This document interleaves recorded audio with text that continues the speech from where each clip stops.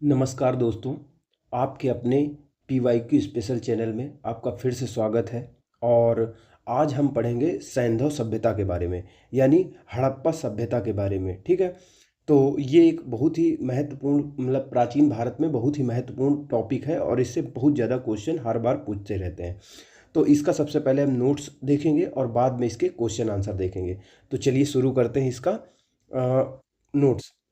सैंधव सभ्यता के लिए साधारणतया तीन नामों का प्रयोग होता है: सिंधु सभ्यता, सिंधु घाटी की सभ्यता या कहें हड़प्पा सभ्यता। हड़प्पा सभ्यता की खोज वर्ष 1921 में भारतीय पुरातत्व सर्वेक्षण के महानिदेशक थे सर जॉन मार्शल, इनके निर्देशन में राय बहादुर दयाराम साहनी ने किया था। यानी 1921 में हड़प्पा सभ्यता की खोज हुई थी और भारतीय पुरातत्व सर्वेक्षण के महानिदेशक उस समय थे जॉन मार्शल। इन्हीं के डायरेक्शन में काम कर रहे थे दयाराम साहनी, उन्होंने किया था इसकी खोज। हड़प्पा पाकिस्तान के पंजाब प्रांत के साहिवाल जिले में स्थित है, जबकि मोहनजोदड़ो कहाँ स्थित है? सिंध प्रांत में। यानी हड़प्पा कहाँ है? हड़प्पा पाकिस्तान के पंजाब प्रांत में है, क्योंकि पंजाब भारत में अकेले नहीं है, पंजाब पाकिस्तान में भी है। और मोहनजोदड़ो सिंध प्रांत के लरकाना जिले में स्थित है। पिंगट महोदय ने हड़प्पा और मोहनजोदड़ो दोनों को एक विस्तृत विस्तृत साम्राज्य की जुड़वा बहनें कहा था, एक बड़े साम्राज्य की जुड़वा बहनें कहा था। हड़प्पा जो है वो रावी नदी के बाएं तट पर स्थित है और मोहनजोदड़ो जो है वो सिंधु नदी के दाहिने तट पर स्थित है। सर जॉन मार्शल ने सर्वप्रथम इस सभ्यता को सिंधु घाटी सभ्यता का नाम दिया था। तो ये सारी चीज़ें दी हुई हैं। तो सबसे पहले इसका इंटरेस्टिंग समझ लेते हैं कि इसकी कहानी क्या है। जैसे हमको तो पहले पता नहीं था कि सिंधु घाटी सभ्यता क्या है, हड़प्पा सभ्यता क्या है। हम तो यही समझ रहे थे कि हमारे इतिहास में यही कि बुद्ध काल और वैदिक काल इसी को सबसे प्राचीन माना जा रहा था। अचानक क्या हुआ, ये चीज़ें प्रकट हुई। जैसे इतिहास का काम ही है कि हमको अभी पता नहीं है, लेकिन हो सकता है उससे भी पहले की कुछ चीज़ें निकल आए तो हम उससे पुरानी सभ्यता वो हो जाएगी। तो हुआ ये कि एक व्यक्ति था जिसका नाम था, अंग्रेज सेना में अधिकारी था। सबसे पहले जो हड़प्पा सभ्यता का मतलब शुरुआत हुई थी, कैसे हुई थी, ऐसे अचानक से पता नहीं चल गया। सबसे पहले 1826 में एक अंग्रेज की सेना में था चार्ल्स मैसन। ठीक है, इसका नाम दूसरा था, लेकिन ये नाम बदल के ये क्या था, इसका पढ़ाई लिखाई में ज़्यादा मन लगता था, इधर पुरानी पुरानी चीज़ें खोजना। चार्ल्स मैसन का ये बंगाल में सेना में अधिकारी हुआ करता चार्ल्स मैसन। ये भाग गया, बिना बताए सेना को भाग गया और पाकिस्तान के क्षेत्र में जहाँ पे हड़प्पा गांव था वहीं पे रहा। तो इसने कुछ अलग चीज़ें देखी। ठीक है, तो अपना जो नोट्स लिखा उसमें कुछ लिखा इसके बारे में, हड़प्पा सभ्यता के बारे में, कि एक गांव है हड़प्पा में और यहाँ पे ऐसे ऐसे चीज़ें मिलती हैं, अलग अलग क्षेत्र हैं।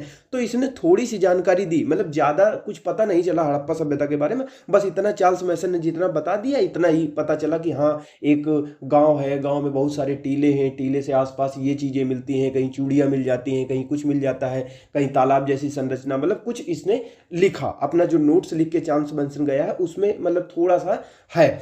फिर क्या हुआ आगे चल के, 1856 के बाद में डलहौजी के समय में रेलवे लाइन बिछ रही थी। ठीक है, तो रेलवे लाइन जब बिछाया जा रहा था तो आप देखते होंगे कि रेल की पटरी जब बिछाते हैं तो नीचे गिट्टी विट्टी डालते हैं कि नहीं डालते, मजबूत चीज की, ताकि रेलवे लाइन धंसे ना। तो ये रेलवे लाइन बिछाई जा रही थी कराची अराची के पास में, लाहौर कराची इधर ही साइड पाकिस्तान में बिछाई जा रही थी। तो अचानक से क्या हुआ कि उनको जरूरत पड़ी बहुत सख्त चीजों की। तो अगल बगल वो जो जिस रास्ते से मतलब रेल की पटरी बिछ रही थी, वहीं पे ये ईंटें, ये शहर दबा हुआ था, जो हड़प्पा सभ्यता था वो शहर वहीं पे दबा हुआ था। ठीक है, नीचे। ये 1856 की बात हो रही है, यानी सोचिए इससे 30 साल बाद, यानी 1826 में ये चीज हुई।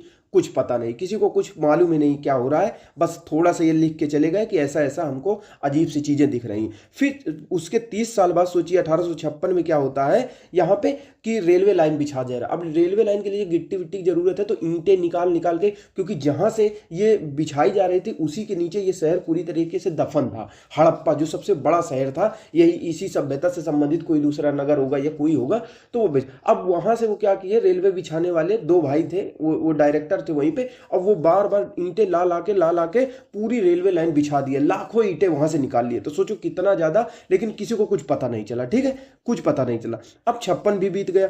फिर हो गया कनिंघम महोदय के समय आया। कनिंघम ने भारतीय इतिहास में बहुत ज्यादा काम किया है। इन्होंने जो बुद्ध काल, सम्राट अशोक, इनको जो प्रकाश में लेके आए हैं ना, तो ये कनिंघम ही लेके आए। तो उस समय ये भी रिसर्च कर रहे थे अशोक के बारे में, इनके सब के बारे में, तो इनको भी ये चीज़ें मिली थी। हड़प्पा सभ्यता के गांव वगैरह मिले थे, तो इनको लगा कि ये कोई राजा महाराजा है, ये इसी समय का है, तो उनको ज़्यादा कुछ समझ में नहीं आया। फिर इसका विधिवत जो काम चालू हुआ, जो इसके बारे में जो इतना तो पता चल गया था कि देखो यहाँ पे चार्ल्स मैसन वगैरह लिख के चले गए थे, ये रेलवे वाले भी कुछ बहुत बताए होंगे, कनिंघम ने भी थोड़ी जानकारी दी। तो विधिवत रूप से दयाराम साहनी जी ने क्या कहते हैं, और राखाल दास बनर्जी, इन्होंने यहाँ पे क्या किया, खुदाई। जब प्रॉपर तरीके से यहाँ पे खुदाई हुई, उत्खनन हुआ, तब एक बड़ा नगर सामने आया। पता चला कि एक नगर निकला है, फिर बगल में हड़प्पा निकला, फिर मोहनजोदड़ो निकला, फिर कई करीब करीब सैकड़ों नगर निकले। तो ये पता चला ये तो पूरा एक साम्राज्य था, पूरी तरीके से ये साम्राज्य था। इसीलिए इसको पिग्गट महोदय ने क्या कहा, हड़प्पा और मोहनजोदड़ो को एक विशाल साम्राज्य की जुड़वा राजधानी कहा।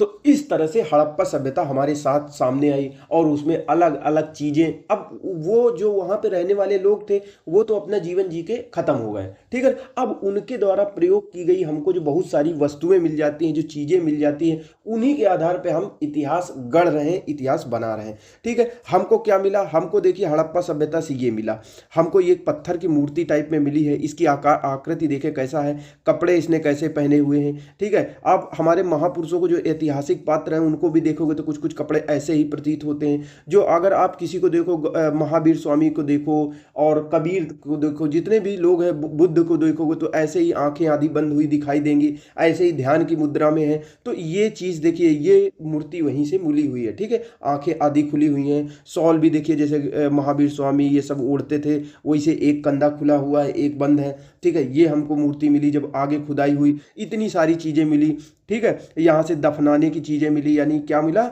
यहाँ से हमको इतनी सारी चीज़ें, जब यहाँ पे खोदा गया तो बहुत सारी चीज़ें निकल के आई। यहाँ से हमको चूड़ियाँ मिली, लिपस्टिक मिली कई जगह से, कई हाथ में देखिए पहनने वाला मलका मिला, जैसे ब्रेसलेट जिसको कहते हैं। योगी की मूर्ति मिली, यही योगी की मूर्ति, ये इसमें थोड़ा सा ज़्यादा अच्छा बना दिया है, लेकिन यही वाली यहाँ पे मिली है। इसमें थोड़ा सा कार्टून में एक नृत्य करती हुई लड़की की मूर्ति मिली, ये कांसे की प्रतिमा यहाँ से मिली है, ठीक है। फिर उसके बाद हमको मोहरे मिली। मोहरे में देखिए एक सींग वाला एक जानवर बना हुआ है, भेड़ की जैसी आकृति। यहाँ पे देखिए कुछ चिन्ह बने हुए हैं। अभी जो यहाँ पे बहुत सारे चिन्ह मिले हैं, वहाँ की भाषा मिल गई, लेकिन हम लोग पढ़ ही नहीं पाए, तो पता क्या चले क्या लिखा है क्या नहीं लिखा।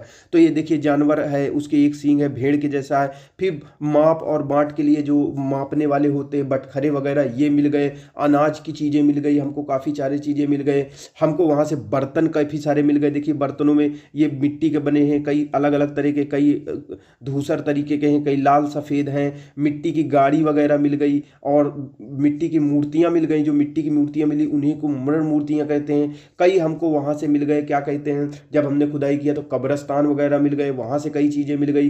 फिर हमको गुजरात के पास भी एक नगर खोजा गया, लोथल, जहां से हमको बंदरगाह मिला। कि सोचिए यहाँ से लोगों का व्यापार हो रहा था। मिस्र की सभ्यता, मेसोपोटामिया की सभ्यता, उसी की हमारी हड़प्पा सभ्यता समकालीन थी, और उनके साथ में व्यापार हो रहा था।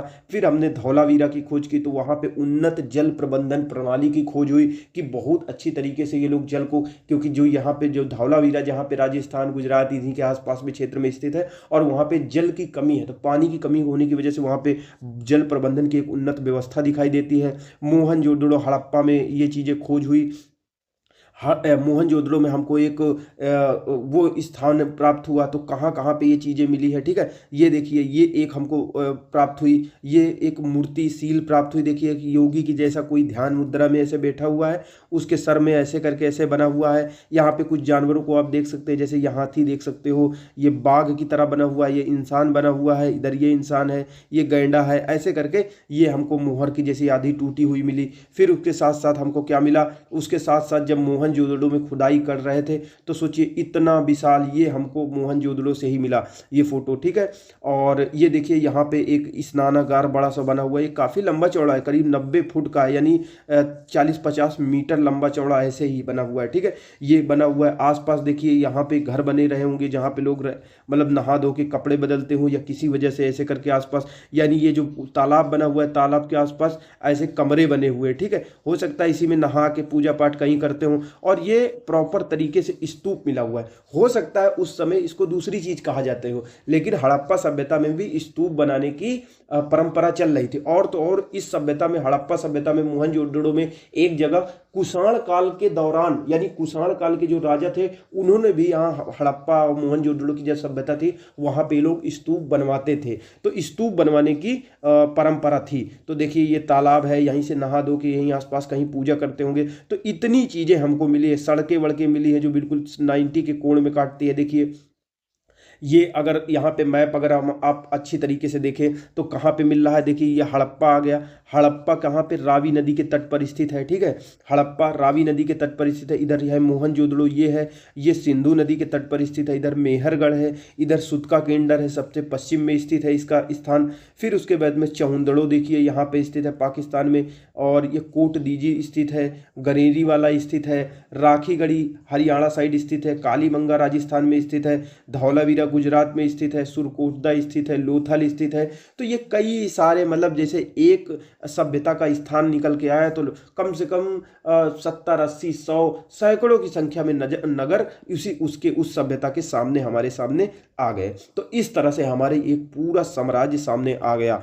फिर आगे अगर हम इसका नोट्स पढ़े तो पता चलता है जब हमने इनकी रेडियो कार्बन किया, यानी क्या होता है, किसी भी चीज की आयु को पता लगाने के लिए कई तरीके से लगाया जाता है। जो जीवित जीव होते हैं उनकी हड्डियां या अवशेष कुछ मिले जाते हैं तो उनका पता करने के लिए हम कार्बन विधि का प्रयोग करते हैं। और जो पृथ्वी की आयु होती है, जैसे चट्टान होते हैं, इनकी उम्र का पता लगाने के लिए यूरेनियम विधि का प्रयोग करते हैं। तो हमने क्या किया, वहीं पे बहुत सारी कब्रें मिली, बहुत सारी जब चीज मिली तो हमने रेडियो कार्बन किया। कार्बन C14 जैसी नवीन विश्लेषण पद्धति के द्वारा हड़प्पा सभ्यता की जब हमने तिथि निर्धारित की तो 2300 ईसा पूर्व से लगभग 1700 ईसा पूर्व इसको स्थापित किया जा सकता है। जो सर्वाधिक मान्य तिथि है, लगभग 2300 ईसा पूर्व से 1900 ईसा पूर्व तक यह सभ्यता अपने विकास के पराकाष्ठा पर पहुंची थी, यानी सर्वोच्च शिखर में थी। जैसे मुगल काल सबसे पहले बना अकबर के समय में, फिर धीरे धीरे जहांगीर शाहजहां के समय में सर्वोच्च शिखर पर पहुंचा, फिर धीरे धीरे उत्तर मुगल शासकों के समय में यानी बहादुर शाह जफर और बाद के शासकों के समय में अपने पतन पे आ गया। तो उसी तरह ये भी सभ्यता थी अपने जो सर्वोच्च शिखर में कब थी, 2300 ईसा पूर्व से लेकिन 1900 ईसा पूर्व के बीच में ये अपने सर्वोच्च पराकाष्ठा पर थी। यह सभ्यता मेसोपोटामिया की सभ्यता, जिसको इराक में जो सभ्यता थी उसको मेसोपोटामिया की सभ्यता।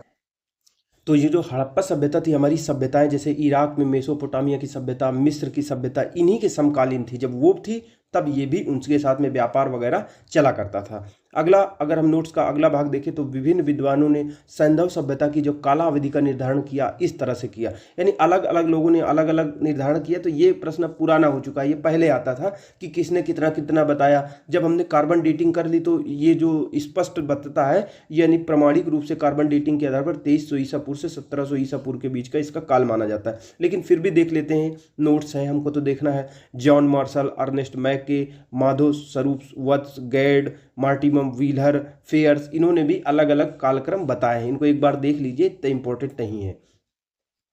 अगला हमारा पॉइंट आता है, अब तक इस सभ्यता के अवशेष मुख्यतः अफगानिस्तान से मिल चुके हैं, पाकिस्तान से मिल चुके हैं। अफगानिस्तान में कहाँ मिल चुके हैं? अफगानिस्तान में 2 स्थल हैं। सोचिए इतना दूर तक यह सभ्यता हमारी विकसित थी। सोर्तुघई, मुंडीगौक, यहाँ अफगानिस्तान में 2 स्थल हैं। कौन से? सोर्तुघई और मुंडीगौक। पाकिस्तान में कौन कौन से स्थल हैं? पाकिस्तान के पंजाब प्रांत, सिंध हो गया, बलूचिस्तान हो गया, और भारत के भी जो पंजाब क्षेत्र है, गुजरात है, राजस्थान, हरियाणा, पश्चिमी उत्तर प्रदेश, हमारा जम्मू कश्मीर हो गया, पश्चिमी महाराष्ट्र हो गया, इन क्षेत्रों तक यह सभ्यता फैली हुई थी। इस सभ्यता का सर्वाधिक जो पश्चिमी स्थल था, पूरा स्थल था, वो सुतका गेंडर बलूचिस्तान में था। सर्वाधिक जो पूर्वी स्थल था, पूरा स्थल, वो आलमगीर पश्चिमी उत्तर प्रदेश में था। सबसे ज़्यादा जो उत्तरी स्थल था वो मांडा जम्मू कश्मीर में, और सबसे ज़्यादा दक्षिणी पूरा स्थल दायमाबाद महाराष्ट्र में पाया गया है। इसका आकार अगर सभ्यता को देखते हैं तो ये जिस आकार में फैला हुआ है वो त्रिभुजाकार प्रतीत होता है। जैसे हमारे भारत का जो आकार कैसा होता है, भारत का आकार चतुष्कोणीय होता है, तो वैसे इस सभ्यता का आकार त्रिभुजाकार है। वर्तमान में लगभग 13 लाख वर्ग किलोमीटर क्षेत्र में इसका क्षेत्रफल विस्तृत है, फैला हुआ है। प्राप्त साक्ष्यों से ज्ञात होता है कि हड़प्पा सभ्यता की जनसंख्या एक मिश्रित प्रजाति की थी, यानी अलग अलग नस्ल के लोग यहाँ पे रहते थे, जैसे कि प्रोटो, एक हो गया प्रोटो ऑस्ट्रलाइट जिसको कॉकेसाइड भी कहा जाता है, उसके साथ साथ भूमध्य सागरी जिसको इंडो यूरोपियन या कैस्पियन कहते हैं ये भी थे, अल्पाइन थे, मंगोलाइट थे, यानी कई मिश्रित प्रजातियां नस्ल के लोग यहाँ पे रहते थे।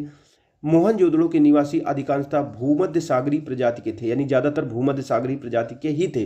सिंधु सभ्यता के संस्थापकों में से विभिन्न विद्वानों के विचार हैं, यानी अलग अलग विद्वान क्या कहते हैं कि इनको किसने बनाया था। तो कुछ लोग होंगे वो कहेंगे कि आर्यों ने बना दिया था, तो कुछ कहेंगे नहीं आर्यों की सभ्यता तो बाद में चालू होती है। तो डॉक्टर लक्ष्मण स्वरूप ने कहा आर्यों ने बनाया था, राखाल दास बनर्जी ने कहा कि ये द्रविड़ीय सभ्यता थी।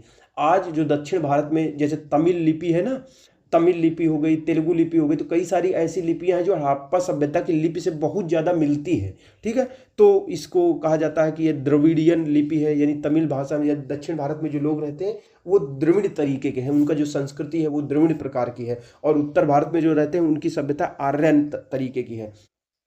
ठीक है, तो राखाल दास बनर्जी ने कहा कि द्रविड़ उत्पत्ति है, लक्ष्मण स्वरूप ने कहा आर्यन उत्पत्ति है, गार्डन चाइल्ड और मार्टिमम व्हीलर ने कहा सुमेरियन सभ्यता। देखिए वो लोग जी के चले गए हैं, अपना जीवन रहते थे, अब हमको कुछ सबूत मिल गए, अब हम उनकी अलग तरीके से अपनी कहानी बना रहे हैं। तो इतिहास में क्या होता है, अपने तरीके से मतलब चीज़ों को भी व्याख्या करना होता है। ये डिसाइड करता है कि इतिहास किस हिसाब से चीज़ों को व्याख्या करते हैं, व्याख्या करेंगे इतिहास की चीज़ें बदल जाती हैं, तो उसी हिसाब से कहा जा रहा है। यहाँ पे आगे हम पढ़, सिंधु घाटी के जिन नगरों की खुदाई की गई है उन्हें निम्नलिखित वर्गों में वर्गीकृत किया जा सकता है। यानी सिंधु घाटी सभ्यता में बहुत सारे नगर निकले हैं, अगर इनको कई भागों में बांटें तो एक होते हैं तटीय नगर जो समुद्र तट के किनारे हैं, एक होते हैं पत्तन नगर जो बंदरगाह तरीके के नगर होते हैं, एक होते हैं केंद्रीय नगर। केंद्रीय नगर का मतलब होता है एक बड़ा नगर है और उसके आसपास कई छोटे छोटे छोटे छोटे, जैसे आज जिला है, जिला के आसपास बहुत सारे कस्बे होते हैं, तहसील होती हैं, उसी तरीके जैसे एक राजधानी होती है और राजधानी के आसपास बहुत सारे नगर होते हैं, तो उसी तरीके से एक केंद्रीय नगर होते हैं, एक तटीय नगर मतलब तट के आसपास नगर होते हैं, एक पत्तन नगर यानी बंदरगाह वाले नगर होते हैं, अन्य नगर एवं कस्बे, यानी 4 प्रकार के नगरों में इसके जितने भी नगर आते हैं उनको आप रख सकते हो, इनका वर्गीकरण कर सकते हो। अगला अगर हम पॉइंट देखें तो हड़प्पा के जो टीले मिले हैं, ध्वंसा अवशेष मिले हैं, इनके विषय में सर्वप्रथम जानकारी 1826 में चार्ल्स मैसन ने दी थी। तो ये हमने देखा था ना, चार्ल्स मैसन कौन था, सेना से भाग गया था, ये बिना बताए उस समय चले भाग जाओ तो सजा मिलती थी, लेकिन इसको नहीं मिली थी क्योंकि ये बहुत बढ़िया काम कर रहा था, बहुत सारी चीज़ों को पता करके बताया था। तो हड़प्पा के टीले और उनके ध्वंस जो अवशेष थे उसके विषय में सबसे पहले चार्ल्स मैसन ने ही जानकारी दी थी। फिर क्या हुआ, कनिंघम ने इसको देखा, लेकिन कनिंघम भी इसके महत्व को नहीं समझ पाए। रेलवे वाले रेलवे बना के चले गए, इसके ईंटों को खराब कर दिया, पूरा उसमें रेलवे में लगा दिया, वो भी नहीं समझ पाए। फिर आगे चल के क्या हुआ, जनवरी 1921 में दयाराम साहनी के नेतृत्व में पंजाब यानी पाकिस्तान का जो पंजाब क्षेत्र है वहाँ के वर्तमान साहिवाल जिले में रावी नदी के बाएं तट पर स्थित हड़प्पा सभ्यता का सर्वेक्षण हुआ। अब यहाँ पे दयाराम साहनी के डिसीजन में, इन्हीं के डायरेक्शन में लोग जा रहे हैं साहिवाल जिले में, रावी नदी के बाएं तट पर हड़प्पा में जाएंगे, पहले सर्वे करेंगे, बाद में यहाँ पे उत्खनन होगा। फिर क्या होगा, वर्ष 1926-27 और 1933-34 में माधो स्वरूप वत्स ने और 1946 में मार्टिमर व्हीलर ने व्यापक स्तर पर यहाँ का उत्खनन कार्य किया। यानी बाद में अब यहाँ पे सर्वेक्षण हो चुका है, सर्वेक्षण के बाद यहाँ खुदाई चालू हो चुकी है, उत्खनन चालू हो चुका है। हड़प्पा से प्राप्त 2 टीलों में पूर्वी टीले को नगर टीला और पश्चिमी टीले को दुर्ग टीला नाम से जाना जाता है। यानी हड़प्पा सभ्यता जो रावी नदी के किनारे पाया गया है वहाँ पे 2 टीले मिले हैं, एक इधर टीला है, एक इधर टीला है। जो पूर्वी टीला है वो नगर टीला है, यहाँ पे लोग रह रहे हैं, और पश्चिमी जो टीला है इसको कहते हैं दुर्ग टीला। दुर्ग टीला इसलिए कह रहे होंगे क्योंकि ये थोड़ा सा ऊंचाई पर था, जो पश्चिमी टीला था यहाँ पे बड़े बड़े लोग रहने के मतलब साक्ष्य मिले हैं, यहाँ पे घर थोड़े से ज़्यादा ऊंचाई के होते हैं, दुखंडा घर बने हुए हैं, यहाँ बाउंड्री वाल बनी हुई, इसीलिए इसको दुर्ग टीला, दुर्ग मतलब होता है किला, तो जो पश्चिमी में बना हुआ टीला है, टीला मतलब होता है टीला वर्तमान में है, लेकिन जब इनकी खुदाई हुई तो उनसे नगर निकले, तो जो पूर्वी टीला था उसको नगर टीला यानी सामान्य नगर और पश्चिमी टीले को दुर्ग टीला के नाम से संबोधित किया गया है। यहाँ पे अगर देखा जाए तो 6 कक्षों की 2 पंक्तियों में निर्मित कुल 12 अन्नागारों के अवशेष प्राप्त हुए हैं। ठीक है, तो अन्नागार का मतलब होता है जहाँ पे खाना जो आपातकाल के समय, जो आपदा के समय के लिए स्टोर करके रखा जाता है कि जब हमारे पास खाना नहीं होगा तो खाएंगे, तो ऐसे करके 2 ऐसे करके ऐसे पाए गए, जैसे ऐसे करके सीक्वेंस में ऐसे 6-6 दोनों तरफ ऐसे पाए गए हैं, तो करके 12 अन्नागार ऐसे पाए गए हैं यहाँ पर। हड़प्पा के सामान्य आवास क्षेत्र के दक्षिण में एक ऐसा कब्रिस्तान स्थित है जिसे समाधि R37 का नाम दिया गया है। यानी उस समय के लोग थे, दफना रहे थे, आज हम उनका नाम लिख रहे हैं। तो आज हमको जो हड़प्पा शहर है, मान लो ये शहर है, शहर में यहाँ पूर्वी भाग है, यहाँ नगर है, यहाँ किला वाला, इसी के दक्षिण में ऐसे, यानी ये हड़प्पा हो गई। इसके दक्षिण में क्या है, हड़प्पा के सामान्य आवास क्षेत्र के दक्षिण में एक ऐसा कब्रिस्तान है जिसे समाधि R37 का नाम दिया गया है। यानी इसे R37 कहा जा रहा है, मतलब कोई नाम रख दिया किसी ने। अब ये थोड़ी ना कि इसका नाम क्यों किसी ने, हमने अब रखा है ना, पहले पता नहीं उसका क्या नाम था, तो समाधि R37 रखा गया। नगर की रक्षा के लिए पश्चिम की ओर स्थित दुर्ग टीले को व्हीलर ने माउंट AB की संज्ञा दी है। मतलब कि जो पश्चिम भाग में दुर्ग स्थित है, पूर्व भाग में नगर स्थित है, तो व्हीलर इनको क्या कह रहा है, इसका नाम रख रहा है, माउंट माने टीला होता है, टीला AB उसको कह रहे हैं। इसके साथ साथ इसके अतिरिक्त यहाँ से प्राप्त कुछ अन्य महत्वपूर्ण अवशेष भी मिले हैं। ये सब हड़प्पा की बात हो रही है। एक बर्तन पर बना मछुआरे का चित्र है, यानी बर्तन मिट्टी के बनाए जा रहे हैं। अब मिट्टी पे चित्र भी बनाए जा रहे हैं। जैसे अब आप इधर देखो, ये बर्तन है। अब बर्तन में अलग अलग तरीके के चित्र नहीं बना सकते हो बढ़िया सफ़ेद और लाल तरीके से, तो वही कहने का मतलब है कि यहाँ पे चित्र बनाए जा रहे हैं। जो बर्तन है अलग अलग तरीके के जो हड़प्पा में मिले हैं, यहाँ पे एक बर्तन पर मछुआरे का चित्र बना है, शंख बना, बैल है, शंख का बना, यानी शंख होता है, शंख से ही बैल बना दिया गया है। स्त्री के गर्भ से निकलता हुआ पौधा दिखाया गया है, यानी ये प्राचीन मतलब कि स्त्री का गर्भ है उससे पौधा निकलता हुआ दिखाया गया है। यानी ऐसा एक हमको चित्र मिला है या मूर्ति मिली है, उससे प्रतीत होता है, मतलब अब वो मिल गया। अब उस समय उसको पता नहीं क्या कहा जाता होगा, लेकिन हम इसको आज कहते हैं, हो सकता है ये क्योंकि पौधा निकल रहा है उसके गर्भ से, तो हो सकता है ये उर्वरता की देवी हो, तो इसीलिए उर्वरता की देवी इसको माना गया है। तांबे का अगर बात करें तो तांबे का भी कुछ मिला है यहाँ पे। तांबे का बना इक्का मिला है। इक्का गाड़ी होती है ना जो घोड़ा खींचा करता था, तांबे का बना एक इक्का मिला। ये सब खिलौने के मिले हैं, मतलब ईंटों के वृत्ताकार चबूतरे मिले हैं। ऐसे करके गेहूं और जौ के दानों के अवशेष भी हमको मिले हैं। ये सब कहाँ से मिल रहे हैं, हड़प्पा से। अब मोहनजोदड़ो की बात करें तो मोहनजोदड़ो सिंधी भाषा का एक शब्द है जिसका हिंदी रूपांतरण मृतकों का एक टीला होता है।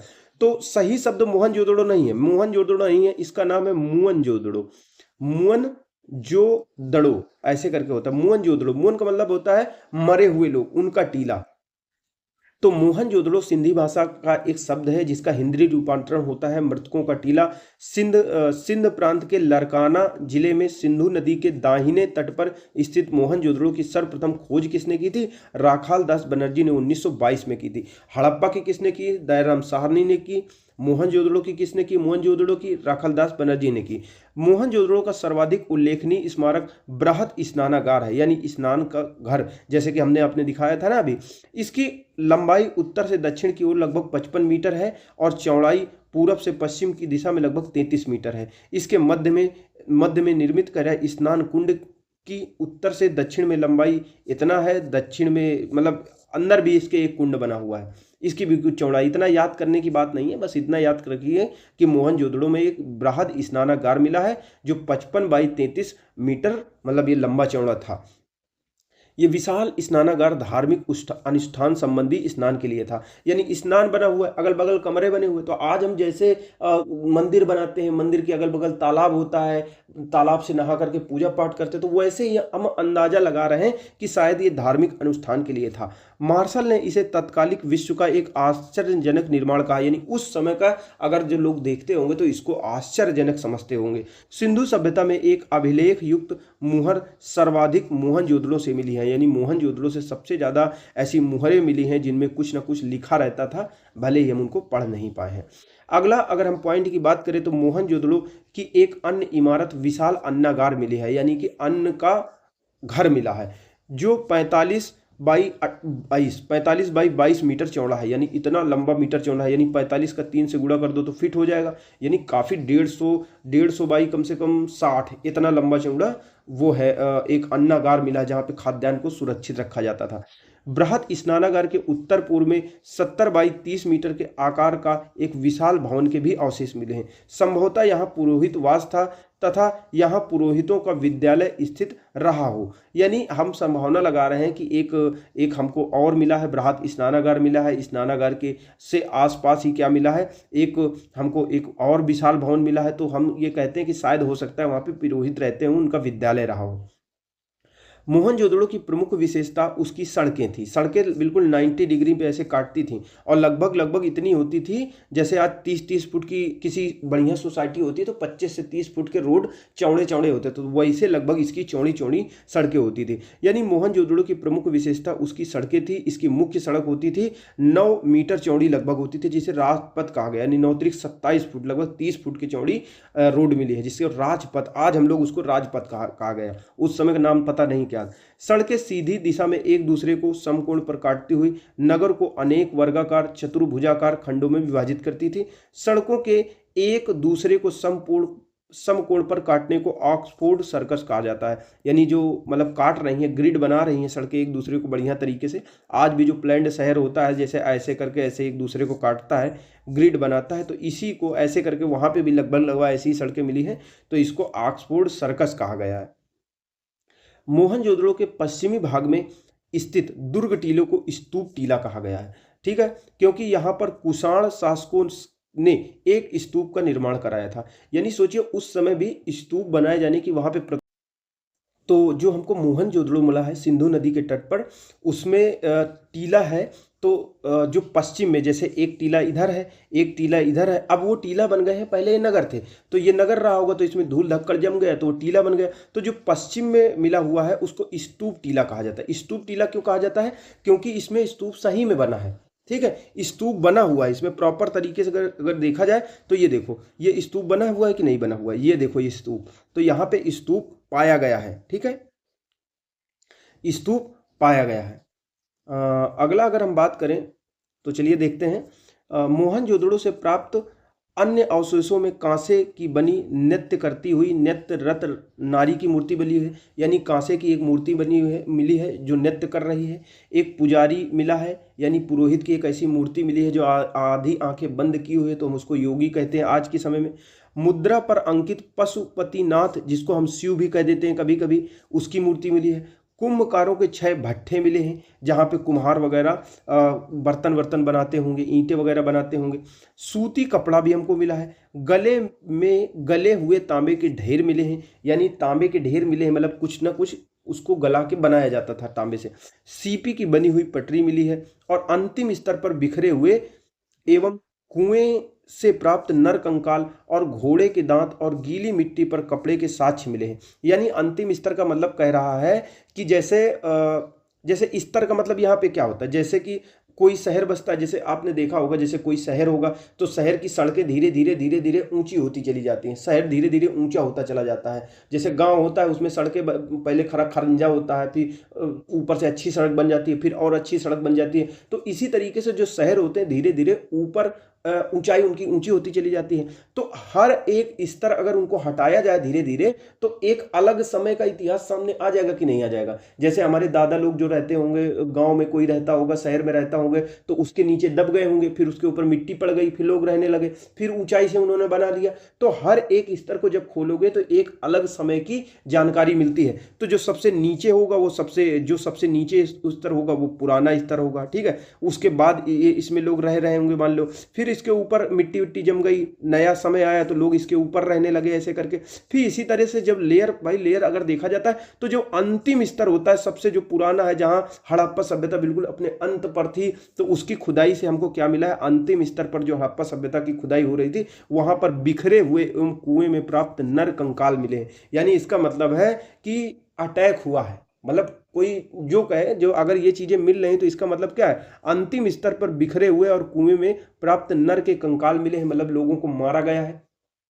कुछ कुएं में कूद गए होंगे, कुएं में मार के डाल दिया गया। जैसे अभी युगांडा में कहाँ देखा गया था, अफ्रीका में लोग अब अटैक कर रहे थे, मार रहे थे एक दूसरे को काट काट के। तो जब तक वो लोग रह रहे होंगे तो वहां पे नॉर्मल चीजें नहीं होंगी। तो जैसे ही क्या कहते हुआ, तो अंतिम स्तर पर बिखरे हुए कुएं से प्राप्त नर कंकाल प्राप्त होते हैं। ठीक है, अगर बात करें इसके साथ साथ घोड़े के दांत, गीली मिट्टी पर कपड़े के साँच, ये सभी मिलते हैं। अब ये घोड़े के दांत कहाँ प्राप्त होते हैं अंतिम स्तर पर? घोड़ा हमारे यहाँ पे प्राकृतिक रूप से नहीं पाया जाता। घोड़ा पाया जाता है तुर्की साइड पाया जाता है, एशिया माइनर में, मध्य एशिया में पाया जाता है। तो सोचिए घोड़ा आया, हो सकता है घोड़े से कोई आया हो, ये भी एक थ्योरी है। तो अंतिम स्तर पर हमको क्या मिलता है? बिखरे हुए कुएं में प्राप्त नरकंकाल, घोड़े के दांत, गीली मिट्टी पर कपड़े के साक्ष्य, ये सारी चीजें प्राप्त होती हैं।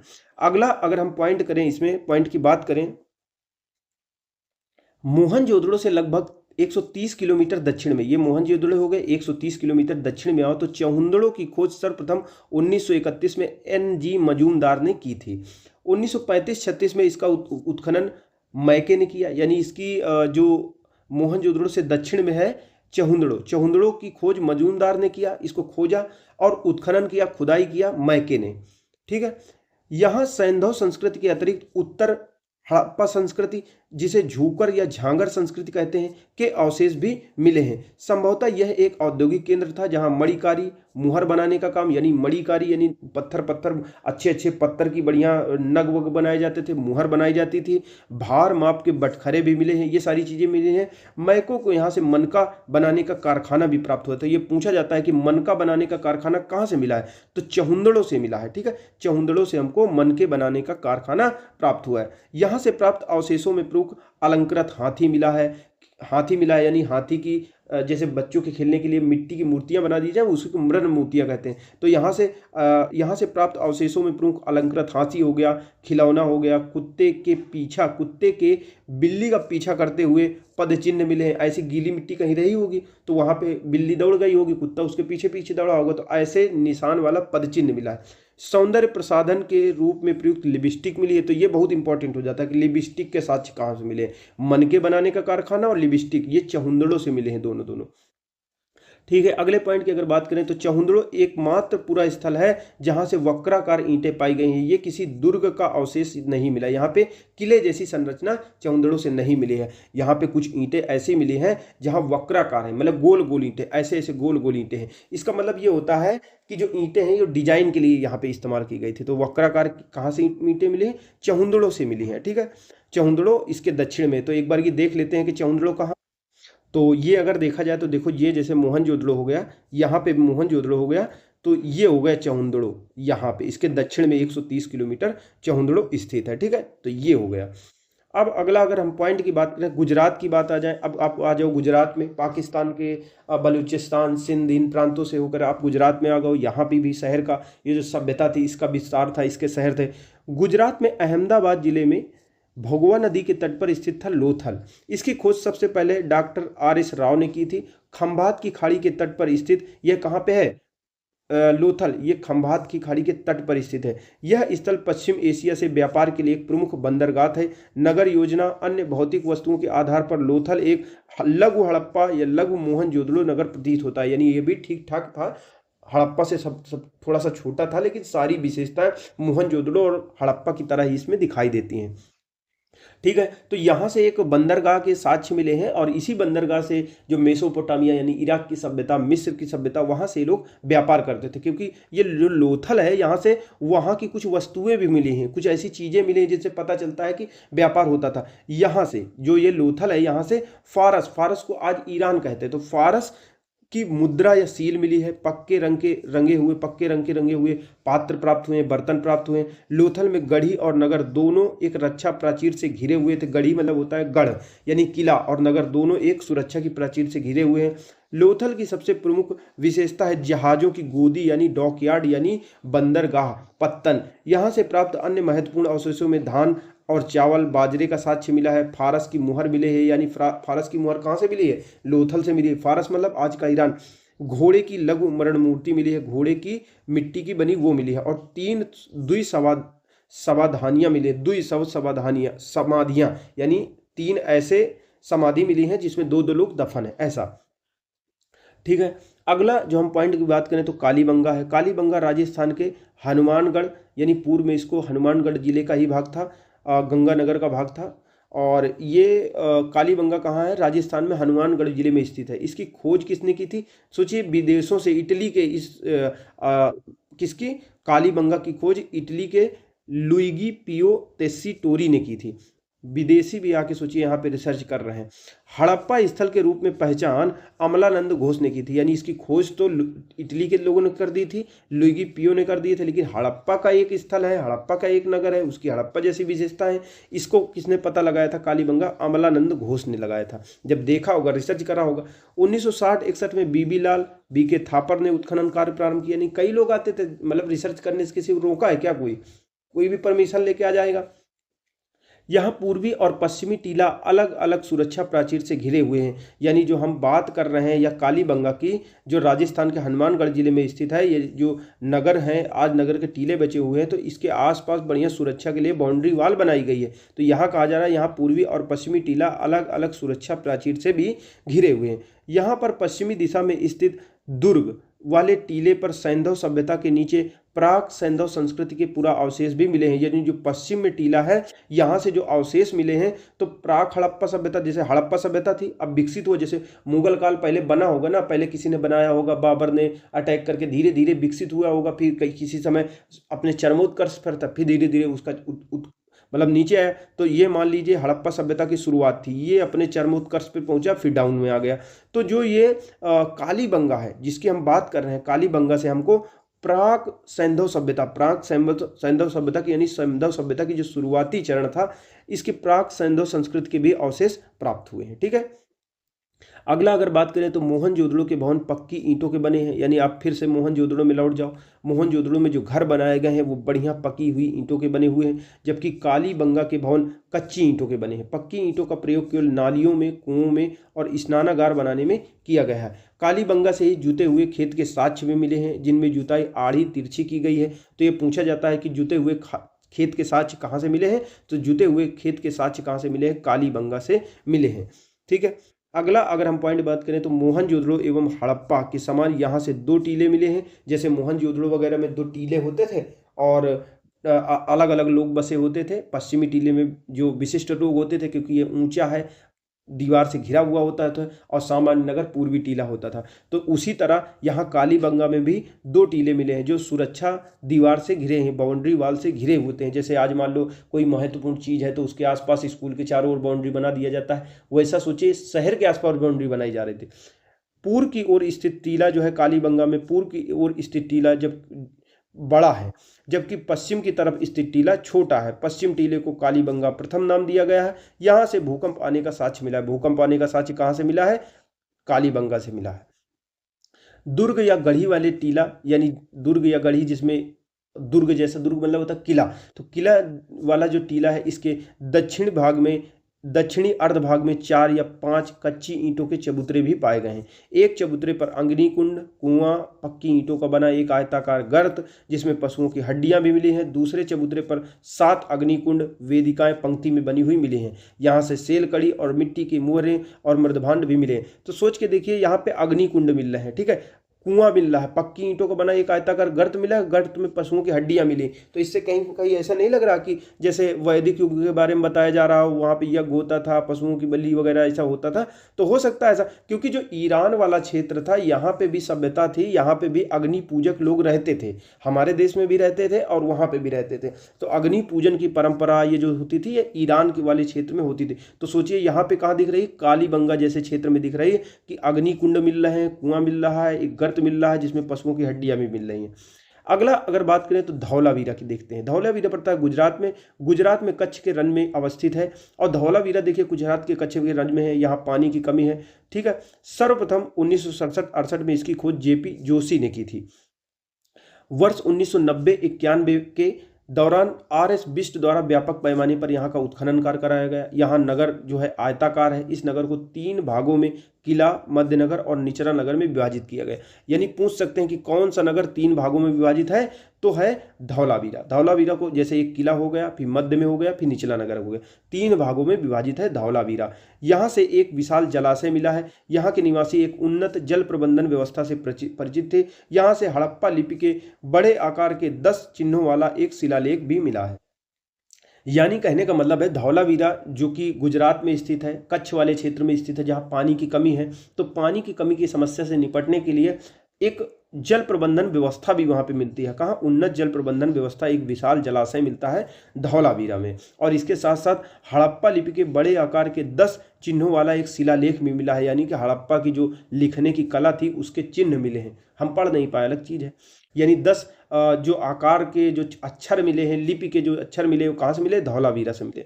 अगला अगर बात करें सुरकोटदा की बात करें, ये भी गुजरात में पड़ता है, गुजरात के कच्छ में ही स्थित है। यह नगर 2 दुर्गीकृत भागों में बटा हुआ है, एक है गढ़ी, एक है आवास क्षेत्र। गढ़ी मतलब गढ़ यानी किला वाला क्षेत्र, और आवास क्षेत्र जहाँ सामान्य लोग रहते हैं। यहाँ के कब्रिस्तान से कलश समाधान के साक्ष्य प्राप्त होते हैं। यहाँ घोड़े की कुछ हड्डियों के भी साक्ष्य मिलते हैं। ठीक है, तो देखिए कोटदा है या सुरकोटदा भी इसको कहा जाता है। यहाँ से कब्रिस्तान मिला है, कब्रिस्तान में लोग दफनाए गए हैं, और कलश मिला है। आज हमारे जीवन में कितना शादी ब्याह होते हैं तो कलश का काम आता है, तो वैसा कलश उनके अंदर उसमें मिला, और हड्डियाँ, घोड़े की भी कुछ हड्डियाँ यहाँ से मिली। अगला एक महत्वपूर्ण जो हड़प्पा स्थल है, दायमाबाद पड़ता है महाराष्ट्र में। यह हड़प्पा सभ्यता का सबसे दक्षिणी स्थल है। तो दायमाबाद महाराष्ट्र के अहमदनगर जिले में प्रवरा नदी के बाएं किनारे पर स्थित है। यह सैंधव सभ्यता का सबसे दक्षिणी स्थल है। यहाँ से रथ चलाते हुए मनुष्य, यानी रथ को बैठा हुआ है, चला रहा है, सांड, गैंडा, ये सभी खींच रहे हैं, इनकी आकृतियां मिली हुई हैं। यहाँ से कुछ मृदभांड यानी मिट्टी के बर्तन मिले हैं। सैंधव लिपि की एक मुहर मिली है जिसमें सैंधव लिपि के कुछ अक्षर हैं। तस्तरी, प्याले, ये सभी साक्ष्य प्राप्त हुए हैं। राखीगढ़ी बात करें तो यह हरियाणा में पड़ता है। ये ज़्यादातर पूछा जाता है कहाँ मिला। राखीगढ़ी हरियाणा के हिसार जिले में घग्गर नदी के किनारे स्थित है। नवीनतम शोध के अनुसार सबसे बड़ा सैंधव स्थल है कौन सा? राखीगढ़ी। रोपण की बात करें तो ये पंजाब में है, सतलज नदी के बाएं तट पर स्थित है, और इसका आधुनिक नाम है रोपण का रूपनगर। 1950 में इसकी खोज बीबी लाल ने की थी, रोपण ने, और 53-55 के दौरान यज्ञदत्त शर्मा ने इसका उत्खनन यानी खुदाई करवाई थी। यहाँ से मिट्टी के बर्तन, श्वेत खली की मुहर, चर्ट के बटखरे मतलब होता है कि जो बांट वाले, जो बांट होते हैं, वो मिले थे। एक छुरा, तांबे के बाणाग्र, कुल्हाड़ी आदि प्राप्त हुई है। ठीक है, तो कोई लोग कहता है वहाँ पे कुछ ऐसी चीज़ें, हथियार नहीं प्राप्त हुए, तो देखिए बाण मिला है। बाण के आगे जो तांबे का नुकीला चीज़ बांधते हैं वो मिला है, तांबे के बाणाग्र मिले हैं, कुल्हाड़ी, ये चीज़ें प्राप्त हुई है। यहाँ से मनुष्य के साथ पालतू कुत्ता के भी दफनाए जाने के साक्ष्य मिलते हैं, यानी कुत्ते को भी दफना दिया जाता है था। कहाँ से? ये कहाँ की बात हो रही है? ये बात हो रही है हमारे रोपण, पंजाब की। इस क्षेत्र में सोचिए, जैसे पहले की सभ्यता हम पाषाण काल वगैरह, नवपाषाण काल में सुन के आए हैं कि लोग पालतू पशुओं को दफना देते थे, बुर्ज हों कश्मीर वगैरह में, वैसे यहाँ पे भी है, ऐसा हो रहा था, मतलब कुछ लोग ऐसा कर रहे थे। अगला बात करें रंगपुर की। रंगपुर गुजरात के सौराष्ट्र क्षेत्र में स्थित है। यहाँ से प्राक हड़प्पा सभ्यता और उत्तर हड़प्पा कालीन सभ्यता के साक्ष्य मिले, यानी रंगपुर गुजरात में पड़ता है। यहाँ से हड़प्पा जब सभ्यता विकसित होनी चालू हुई थी, फिर उसके बाद अपने चरम पे आई, फिर नीचे आई, तो तीनों काल के यहाँ से अवशेष प्राप्त होते हैं। यहाँ से विकसित होनी चालू हुई, अपने चरम पे पहुंची, फिर नीचे पतन की ओर आ गई। तो रंगपुर गुजरात के सौराष्ट्र क्षेत्र से यहाँ से प्राक हड़प्पा सभ्यता, यानी ये प्राक हो गया, हड़प्पा सभ्यता यानी ये हो गया, उत्तर हड़प्पाकालीन सभ्यता यानी ये, इसके साक्ष्य मिले हैं।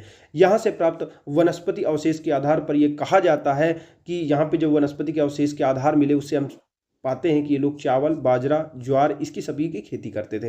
अब हड़प्पा सभ्यता के महत्वपूर्ण जो नगर है, और वो नगर किस नदी के किनारे हैं, ये बहुत ज़्यादा पूछा जाता है क्वेश्चन में।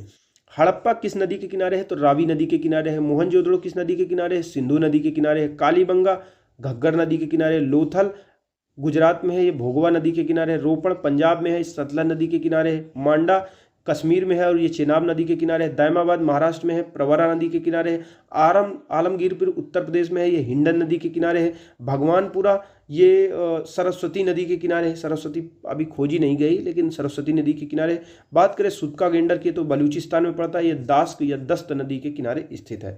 ठीक है, अगला अगर हम बात करें तो जो ऊपर पढ़ के इन्हीं के बारे में थोड़ा सा पढ़ लेते हैं। आलमगीरपुर जो हमारे उत्तर प्रदेश में हड़प्पा का सबसे पूर्वी स्थल है।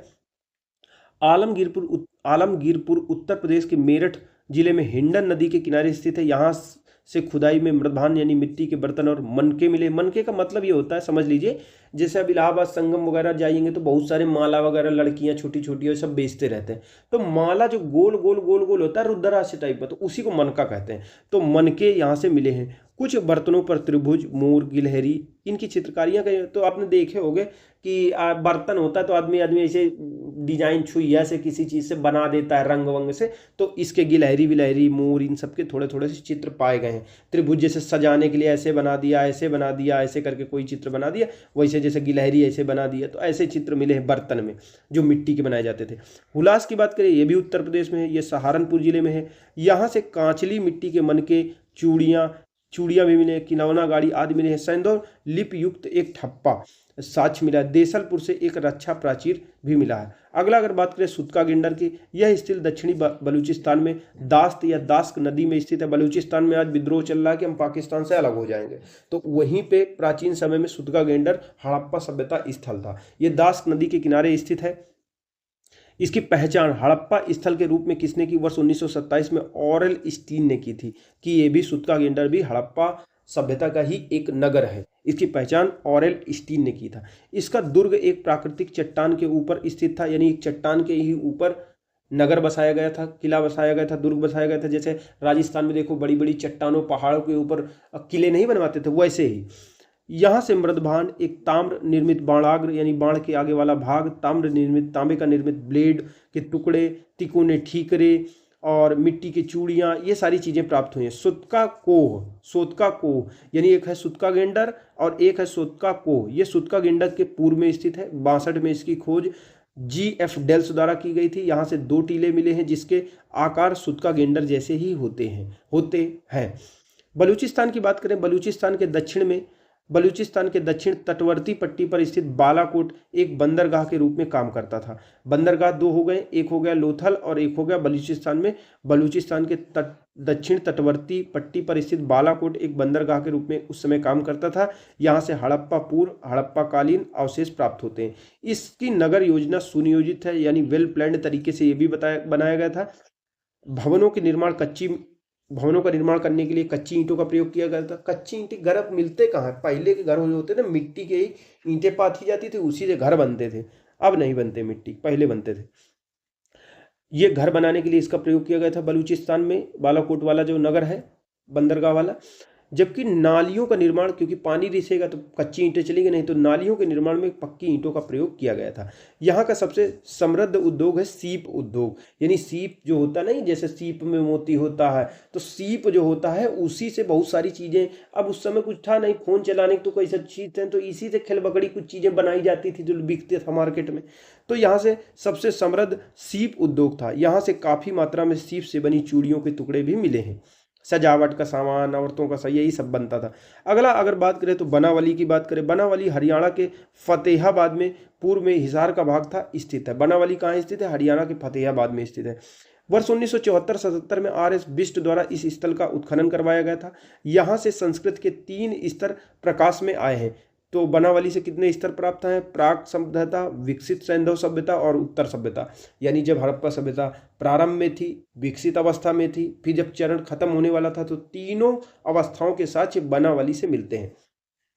यहाँ की सड़कें नगर को तारांकित भागों में विभाजित करती हैं और यहाँ से मुहरे, बटखरे, लाजवर्द, कार्नेनियन के मन के हल की आकृति के खिलौने, सोचिए हल के कोई साक्ष्य नहीं मिले हैं।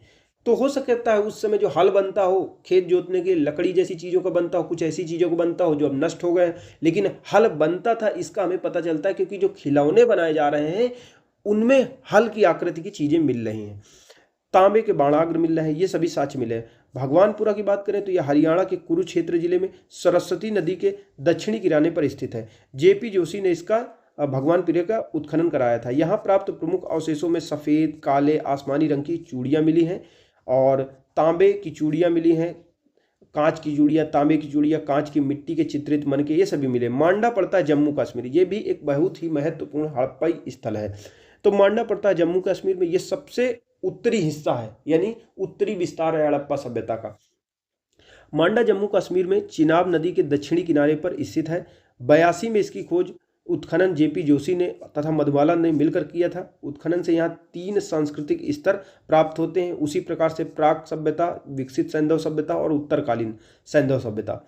यहाँ से मिट्टी के ठीकरे, हड्डी के नुकीले बाणाग्र, चर्ट ब्लेड, कांच से निर्मित पेंचदार पिन, एक आधी अधूरी मुहर, ये सभी के अवशेष प्राप्त हुए हैं। उत्तर प्रदेश, अगला पॉइंट की बात करें, उत्तर प्रदेश के बागपत जिले में बड़ौत में सनौली नामक हड़प्पन स्थल से क्रमबद्ध रूप से 125 मानव समाधान मिले हैं, जिनकी दिशा उत्तर से दक्षिण में है। तो अगर बात करें, आपने जो देखा हो, मनोज बाजपेयी ने एक कानून वो बनाया था, टीवी सीरियल जैसे सिनौली इतिहास मिल गया, ये है वो है, बहुत ज़्यादा प्रचार किया था, डिस्कवरी ऐसे कुछ करके चैनल में बनाया था। तो वही पड़ता है कहाँ, उत्तर प्रदेश के बागपत जिले में सिनौली। अब सिनौली का स्थान, मतलब कि लोग कह रहे थे कि ये इस समय का है, उस समय का है, लेकिन जब उसके सबूत देखे गए, पूरा मिला, तो पता चला कि वो भी एक हड़प्पन पूरा स्थल है और 125 मानव समाधान प्राप्त हुए हैं जहाँ लोगों को दफनाया गया था। इनकी दिशा कैसी है, उत्तर, वही उत्तर दक्षिण दिशा की तरफ है। दफनाने का तरीका भी एक ही जैसा होता है। मिस्र की सभ्यता का विकास नील नदी की द्रोणी में हुआ था, ये इसीलिए मिस्र को नील नदी का उपहार कहा जाता है, क्योंकि इस नदी के अभाव में यह भूभाग रेगिस्तान होता। सुमेरिया सभ्यता के लोग प्राचीन विश्व के प्रथम लिपि आविष्कारता थे। तो ये क्वेश्चन के हिसाब से, जब हम आगे के क्वेश्चन पढ़ेंगे तो उसमें दिया गया है कि सुमेरियन सभ्यता के लोग सबसे पहले उन्होंने लिपि यानी लिखने की कला को खोजा था। अगला अगर हम पॉइंट देखें तो वो है, खुदाई से प्राप्त बहुसंख्यक नारी मूर्तियों से यह अनुमान लगाया जाता है कि सैंधव सभ्यता मात्र सत्तात्मक थी। सैंधव लोग शाकाहारी मांसाहारी दोनों प्रकार के भोजन करते थे। उनके वस्त्र ऊनी और सूती दोनों प्रकार के होते थे, यानी कंठहार मतलब गले में हार पहनना, कर्णफूल मतलब कान में जैसे आप बाला वगैरह पहनते हैं ना, तो वैसे कर्णफूल होते थे।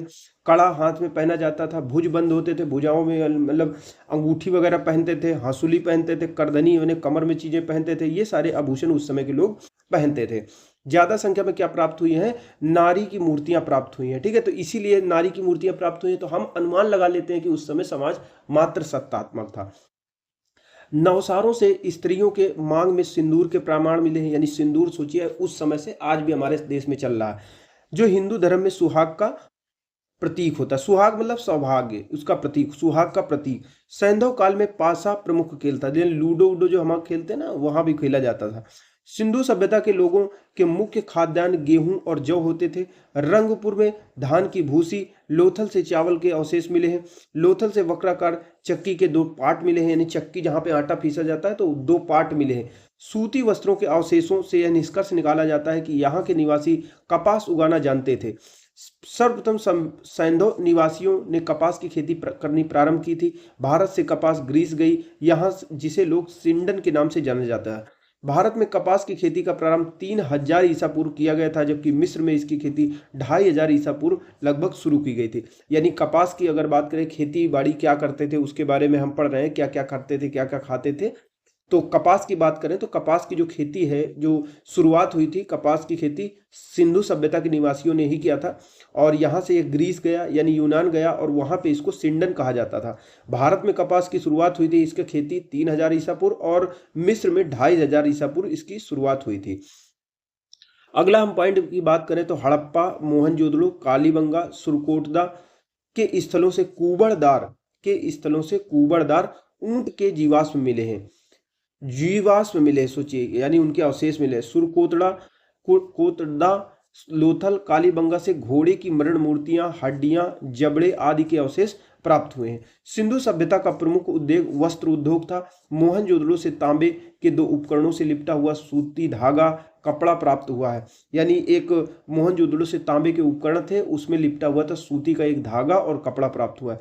लोथल चौंदड़ों में मनके बनाने का कार्य होता था। लोथल यानी मनके बनाने का कारखाना कहाँ था, तो चौंदड़ो और लोथल में था। लोथल तथा बालाकोट सीप उद्योग के लिए प्रसिद्ध थे। ठीक है, सीप यहाँ से पाए। प्रमुख धातु और प्राप्ति स्थल, यहीं से शुरुआत करते हैं, यहीं से बचा हुआ था। तो प्रमुख यानी हड़प्पा सभ्यता में अलग अलग प्रकार की धातु थी और धातु का प्रयोग होता था, उनसे चीजें, तरह तरह की चीजें बनती थी। तो वो कहाँ से प्राप्त करते थे, ठीक है, जैसे आज हम कोयला वगैरह उड़ीसा से प्राप्त करते हैं, राजस्थान से तांबा प्राप्त करते हैं, मार्बल पत्थर कहीं से प्राप्त करते हैं, कहीं से चूना पत्थर प्राप्त करते हैं। तो वैसे उस समय भी हम चीजें प्राप्त करते थे। तो तांबा तब के समय में हम कहाँ से प्राप्त करते थे, उस समय खेतड़ी जो कि राजस्थान में आज भी है, बलूचिस्तान जो पाकिस्तान का प्रांत है, ओमान, यहाँ से हम तांबा लेते थे। लाजवर्द कहाँ से मिलता था, वो अफगानिस्तान के बदख्शां से मिलता था। टीन हम कहाँ से प्राप्त करते थे, ईरान अफगानिस्तान से। चांदी राजस्थान की जावर अजमेर की खानों से, साथ ही साथ अफगानिस्तान और ईरान से भी लेके आते थे हड़प्पावासी। शीशा कहाँ से? ईरान से, अफगानिस्तान से, अजमेर राजस्थान यहाँ से मिलता था। शिलाजीत मिलता था हिमालय से। गोमेद कहाँ से मिलता था? गोमेद मिलता था गुजरात से। सोना दक्षिण भारत से मिलता था, कर्नाटक से। कर्नाटक में आज भी एक कोलार जो गोल्ड फील्ड है जहाँ पे पिक्चर भी बनी हुई है केजीएफ, वहीं से सोना मिलता है। ठीक है, मिलता था उस समय में, मिलता था, आज भी थोड़ा बड़ा मिलता है। अगला अगर हम पॉइंट बात करें तो सैंधव सब जो सैंधव निवासी थे, तो सैंधव निवासियों का आंतरिक और बाह्य व्यापार उन्नत अवस्था में था, यानी व्यापारी यहाँ पे व्यापार अच्छी तरीके से था। सिक्कों का प्रचलन नहीं था, यानी सिक्के वगैरह उस समय के नहीं मिले। मुहरें मिली हैं, ठीक है, लेकिन सिक्के नहीं मिले, क्योंकि जो उस समय क्रय विक्रय होता था वस्तु विनिमय द्वारा किया जाता था। लोथल और मोहनजोदड़ो से हाथी दांत के बने तराजू के पलड़े मिले हैं, यानी तराजू मिला है, मुहरें मिली हैं। तो सोचिए, अगर तराजू मिला है, नापने के लिए कुछ मिला है, तो सिक्के भी होंगे। हो सकता है उस समय की चीजें, सिक्के हमको नहीं मिले, कुछ खास चीजों से बनाए जाते हों सिक्के जो आज नष्ट हो गए हों। तो तराजू के पलड़े यानी दोनों जो होते हैं वो तो मिले हैं। उनके बांट मुख्यतः घनाकार होते थे, मतलब बांट जो होते थे, जैसे आज मतलब 1 किलो 2 किलो 4 किलो के बांट होते थे, तो उस समय भी बांट होते थे। और बांट ज्यादातर कैसे होते थे? घनाकार होते थे, लेकिन इसके साथ साथ बेलनाकार, ढोलाकार, वर्तुलाकार, कई तरीके के वो लोग बांट बनाते थे। सारगोन युगीन सुमेरियन लेख से ज्ञात होता है कि मेलुहा दिलमुन मगन के साथ मेसोपोटामिया के व्यापारिक संबंध है, यानी सारगोन कोई युग था, उससे एक सुमेरिया यानी एक सुमेरियन का लेख प्राप्त हुआ है। उससे ये पता चलता है, मतलब 3 जगह के नाम पता चलते हैं। एक कोई लेख मिला है प्राचीनतम हमको, उससे ये पता चलता है कि मेलुहा दिलमुन मगन ये मेसोपोटामिया के साथ इनका व्यापार होता था। तो हम अंदाजा लगाएंगे कि सुमेरियन सभ्यता में जिसका मेलुहा दिलमुन और मगन बात कही गई है वो कौन कौन थे। तो मेलुहा की अगर बात की जाए तो इसकी पहचान सिंधु क्षेत्र से की गई है। दिलमुन की बात करें तो इसकी पहचान फारस की खाड़ी के बहरीन से की गई है। सुमेरियन अभिलेखों में दिलमुन को साफ सुथरे नगरों का स्थान, सूर्योदय का क्षेत्र, हाथियों का देश कहा गया। हाथी कहाँ पाए जाते हैं? हमारे यहाँ पे। मिस्र के साथ व्यापारिक संबंध का पता लोथल से प्राप्त मम्मी की आकृति से चलता है, यानी लोथल जहाँ पे बंदरगाह था, व्यापार होता था, इससे हमको पता चलता है। मिस्र में मम्मी बनाए जाते थे जिनको दफनाया जाता था, तो वैसी ही एक हमारे यहाँ पे एक आकृति मिली है, तो उससे पता चलता है कि व्यापार होता था। सैंधव सभ्यता में मूर्तिकला, वास्तुकला, उत्कीर्ण कला, मृदभांड कला यानी मिट्टी के बर्तन बनाने की कला, उत्कीर्ण मतलब किसी चीज में कुछ उकेर करके कुछ बनाना, वास्तुकला मतलब कुछ भी बनाना, मूर्तिकला मतलब मूर्तियां बनाना आदि के उन्नत होने के प्रमाण मिले हैं। मोहनजोदड़ो से एक संयुक्त पशु मूर्ति मिली है, जिसमें शरीर का भेड़ और जिसमें शरीर जो है वह भेड़ का बना हुआ है और मस्तक सूंडदार हाथी का है।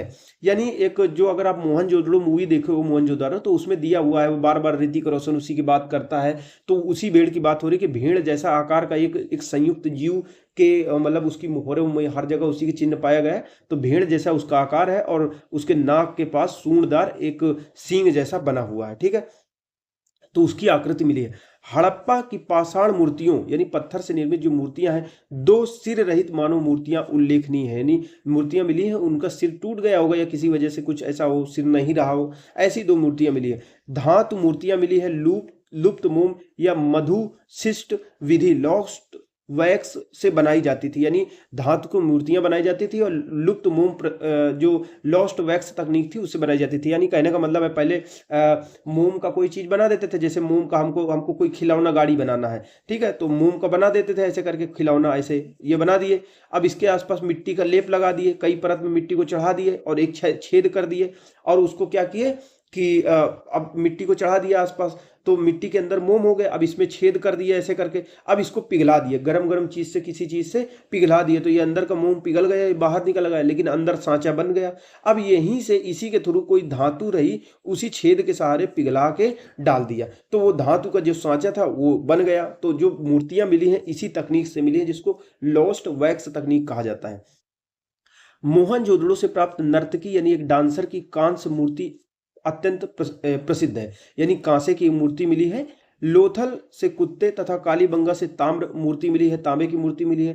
चौंदड़ो से प्राप्त इक्का गाड़ी मिली है, जो पहले के समय में चलता था, घोड़ा गाड़ी होता था, इक्का कहते थे उसको, ठीक है, तो इक्का गाड़ी के अवशेष मिले हैं। बैलगाड़ी की मूर्तियों की उल्लेखनीय है। तो ये सब खिलौने के रूप में मिलते हैं, यानी इससे पता चलता है कि लकड़ी या फिर किसी दूसरी चीज के बनते होंगे जो अब नहीं मिले, लेकिन उस समय खिलौने के रूप में ये मौजूद थे। मरण मूर्ति यानी मिट्टी की मूर्तियां किसकी किसकी मिली है? पुरुषों की मिली है, स्त्रियों की मिली है, पशु पक्षियों की मिली है। मानव मूर्तियां अधिकतर किसकी मिली है? स्त्रियों की मिली है। सर्वाधिक मरण मूर्तियां पशु पक्षियों की उस समय मिली हुई है। ठीक है। सैंधव काल में सर्वाधिक मोहरें सेल खड़ी की बनी है। ठीक है। इसके अतिरिक्त किसकी मोहरें मिली हुई है? कांचली मिट्टी की मिली है, चर्ट की, गोमेद की, मिट्टी आदि की बनी मोहरें मिली है। अधिकांश मोहरें वर्गाकार है, चौकोर है। ठीक है, चौकोर मोहरें मिली हुई हैं। कुछ मोहरें घनाकार है, गोलाकार है, बेलनाकार है। सिंधु सभ्यता की मोहरों पर सर्वाधिक अंगन किसका? एक श्रृंगी पशु का, यानी एक सींग वाले पशु का। जो ऋतिक रोशन की हड़प्पा मोहनजोदड़ो मूवी है उसमें इसको दिखाया गया है। भेड़ के आकार का है, उसमें एक ही सींग है नाक के पास। उसके बाद जो सबसे ज्यादा अंकन हुआ है वो किसका हुआ? एक सींग वाले पशु का हुआ है। उसके बाद जो अंकन हुआ है कुबड़ वाले बैलों का अंकन हुआ है। अगली बात करें तो पशुपति शिव, यानी एक योगी की आकृति मिली है लेकिन उसको कह देते हैं कि शिव की आकृति है। ठीक है, लेकिन वो योगी है, उस समय उनको क्या कहते थे ये पता नहीं। तो पशुपति का प्रमाण मोहनजोदड़ो, पशुपति शिव का प्रमाण मोहनजोदड़ो से प्राप्त एक मुहर है जिस पर योगी की आकृति बनी हुई है। उस योगी के बाईं ओर बाघ, हाथी, दाईं ओर गैंडा, भैंसा चित्रित किए गए। सिंहासन के नीचे दो हिरन बनाए गए हैं। योगी के सिर पर त्रिशूल जैसा आभूषण बना हुआ है। इसके 3 मुख है। मार्शल महोदय ने इसे रुद्र शिव से संबंधित किया है। तो ये जिसकी बात हो रही है योगी की, चलिए एक बार ये देख लेते हैं कहाँ पे है ये। तो ये देखिए, ये एक सील मिली है।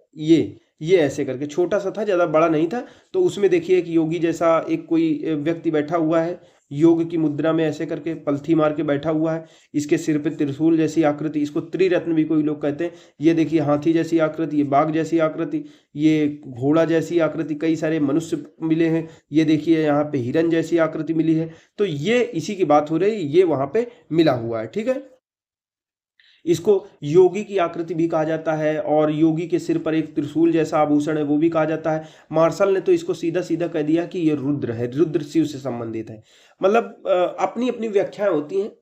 सैंधव सभ्यता, सैंधव जो सिंधु सभ्यता है, सैंधव जो मृद भांड है, मिट्टी के बर्तन है, मुख्यतः लाल और गुलाबी रंग के हैं। कुछ मृद भांडों को लाल रंग से रंग कर काली रेखाओं से चित्रित किया गया है, यानी लाल लाल, जैसे आज मिट्टी के कुछ लेने जाते हैं ना, जैसे मिट्टी के बर्तन वगैरह गर्मी के समय में पानी भरने, मटकी वगैरह, तो लाल रंग से ही तो रंगा होता है। काला काला उनमें डिजाइन बना दो, अलग अलग तरीके के, ऐसे बना दो, ऐसे बना दो, कुछ पशपक्षी बना दो। तो ऐसे उस समय भी मृदभांड बने हुए हैं जो लाल रंग से रंग कर काली रेखाओं से उनको चित्रित किया गया है। कुछ ऐसे बर्तन मिले हैं जिनपे मोर, हिरन, कछुआ, मछली, गाय, बकरा, पीपल, नीम, खजूर, केला, इन सभी चीजों का अंकन है। यानी कि बर्तन मिले हैं। देखिए एक बार ये देख लेते तो समझ में आएगा।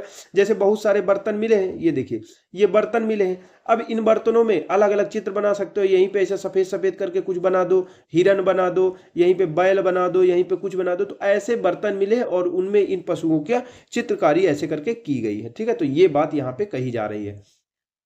पेड़ पौधा जैसे पीपल ईपल का वृक्ष बना दिया, खजूर का, नीम का, केला का, ये सारे चित्र उसमें मिट्टी के बर्तनों में मिले। सिंधु सभ्यता के जो मृदभांड है इनमें मर्तबान, मर्तबान का मतलब होता है एक ऐसा बर्तन होता है जिसमें कुछ रखा जाता है, पानी पीने के लिए, शराब वगैरह। तो सैंधव मृदभांडों में मर्तबान, कटोरे, तस्तरियां, थालियां, ये सभी प्रमुख हैं। स्त्री पुरुष दोनों आभूषण पहनते थे। सोचिए, सोने चांदी के अतिरिक्त हाथी दांत, शंख आदि के आभूषण भी मिले हैं।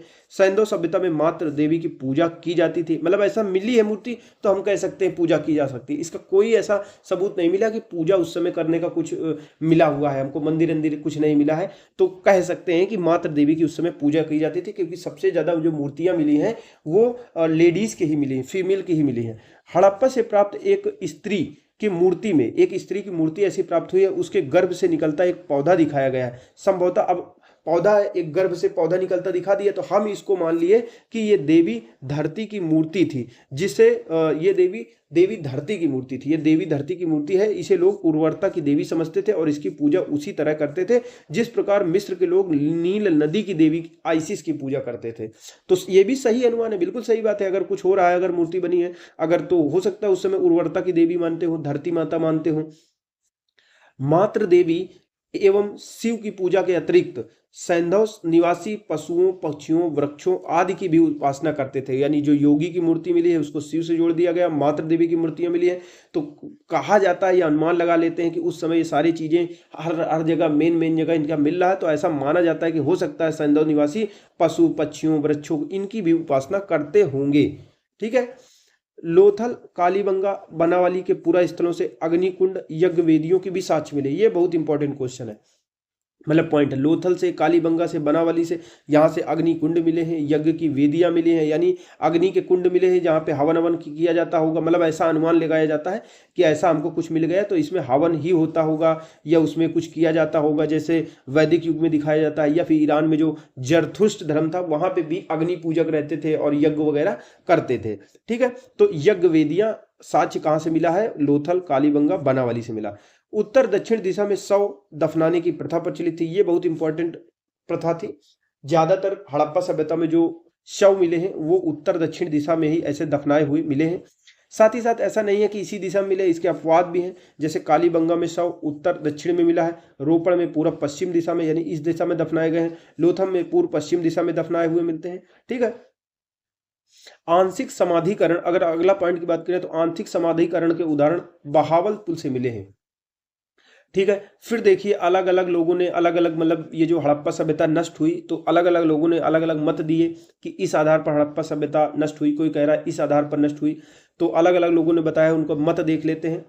तो चलिए देखते हैं। सैंधव सभ्यता के विनाश के कारणों पर विभिन्न इतिहासकार और विद्वानों ने अलग अलग मत दिए हैं। कोई कह रहा है बाढ़ की वजह से नष्ट हुई गई, कोई कह रहा है आर्यों ने अटैक करके मार खत्म कर दिया सब कुछ, कोई कह रहा नहीं नहीं जलवायु परिवर्तन हो गया था इसीलिए ऐसा हुआ, कोई कह रहा नहीं नहीं महामारी आ गया, कोई कह रहा पर्यावरण अच्छा नहीं रह गया था, कोई कह रहा भूतात्विक परिवर्तन हुआ यानी कि वहाँ कुछ उथल पुथल हुआ इसकी वजह से हुआ है। अब सबूत पता नहीं कितने लोगों के क्या क्या है, बाढ़ वगैरह के तो सबूत मिलते हैं, जलवायु परिवर्तन भी कह सकते हैं, आर्यों के आक्रमण के पता नहीं कह सकते, लेकिन अपने अपने मत हैं। लोगों को चीज़ों को देखा और अपने अपने लोगों ने अपने अपने कॉन्सेप्ट बनाने चालू कर दिया, अपनी अपनी कहानी बनानी चालू कर दिया। उस हिसाब से मार्शल, मैके, एसआर राव ये लोग सभी मिलकर कहते हैं नहीं नहीं बाढ़ से नष्ट हुआ। गार्डन चाइल्ड, मार्टिवम, वीवर, स्टूअर, पिगट ये सब विदेशी ये कह रहे हैं नहीं नहीं आर्य मार दिए हैं, पूरी खत्म कर दिए। फिर ऑरेल स्टीन, अमलानंद घोष ये कह रहे हैं जलवायु परिवर्तन की वजह से। MR. Sahani, SD. लैम्ब्रिक, GF. Dells ये सब क्या कह रहे हैं? ये कह रहे हैं नहीं भूतात्विक परिवर्तन हुआ। फिर के.यू.आर. कनेडी ये कह रहे हैं महामारी की वजह से। एम. दिमित्रियेव ये कह रहे हैं पर्यावरण से परिवर्तन की वजह से ऐसा हुआ है। तो इस तरह से दोस्तों हमने हड़प्पा सभ्यता हम पढ़ रहे थे, ठीक है, सिंधु सभ्यता, और हमने पूरा नोट्स खत्म कर लिया है। ठीक है, नोट्स पूरा खत्म कर लिया, काफ़ी बड़ा था। अब हम इसके क्वेश्चन आंसर में आएंगे। तो क्वेश्चन आंसर में हम अगले वीडियो में मिलते हैं, क्योंकि 2 पार्ट में हम इसको लेके आएंगे, काफ़ी बड़ा है। पहले भाग में हम इसका नोट्स होगा, ठीक है, इस वीडियो में, और दूसरे जो वीडियो होगा उसमें हम क्वेश्चन आंसर करेंगे। तो चलिए मिलते हैं अपने अगले वीडियो में।